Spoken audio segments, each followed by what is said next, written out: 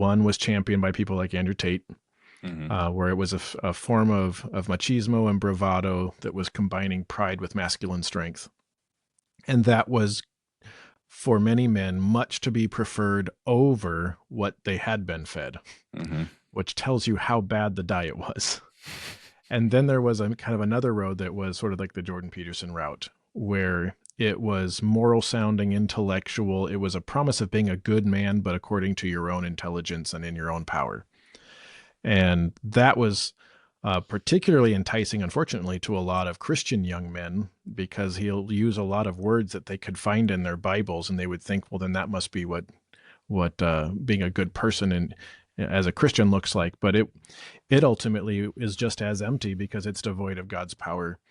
And I've been really thankful to see more the example of people like Charlie Kirk are emerging as what seems to actually have captivated the hearts of a lot of young men, and just watching the impact that his death had on so many in our circle over here, and why.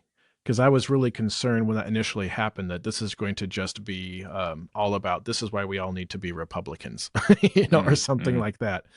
But in just case after case of talking to people, what I kept hearing was he is so inspirational to me because, and it's what goes in that blank that's all important in this, and the because is he was so faithful in the little things, and the way that he connected, the way he loved Jesus into just what he did every day.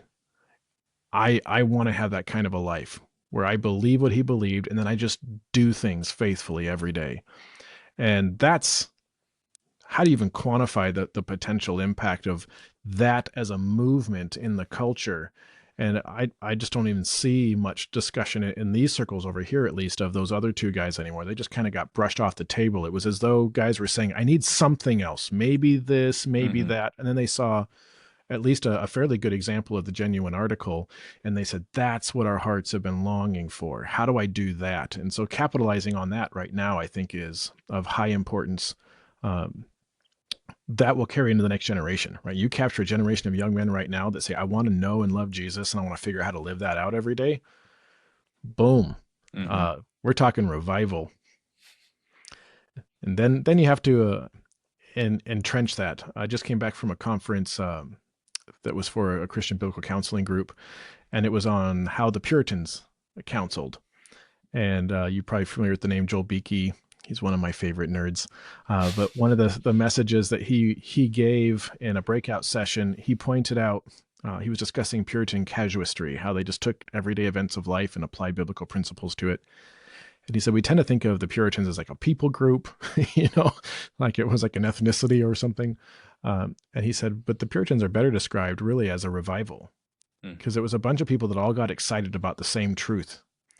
And most revivals last 5 to 7 years. And this one lasted 150. Hmm. How did that happen? And he said it was because they were so relentless in knowing truth deeply and so persistent in discipling it into every area of life.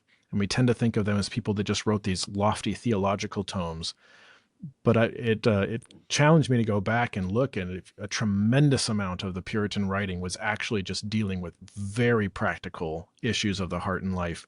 And so that's where, as pastors, we need to be thinking, okay, if God's bringing a generation of guys that are waking up, give them Jesus, give them an affection for Jesus, teach them to love him. But we need to be writing, thinking, preparing, encouraging, living in such a way that we're ready to pack a full discipleship apparatus around that generationally and teach them how to keep going and doing that. And then the sky's the limit. Even as a dispensationalist, it's exciting to think what God may be doing graciously in this country.